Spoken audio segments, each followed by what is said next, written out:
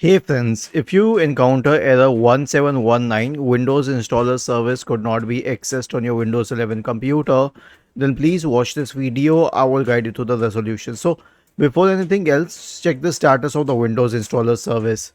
Search for services in the Windows search bar and open the services window.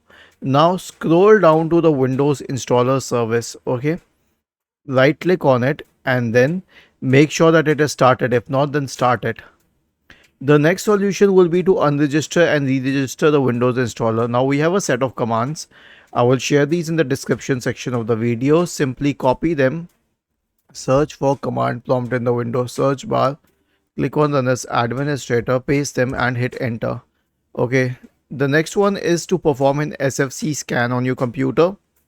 Search for command prompt in the Windows search bar and click on run as administrator.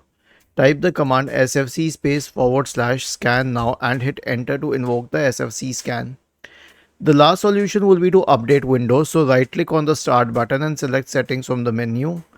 Go to the Windows update tab on the list on the left hand side and click on check for updates in the right pane. Was this helpful? If yes, then please subscribe to the channel. If not, then let us know in the comment section of the video on how we could help you further. Thank you for watching this video and have a nice day.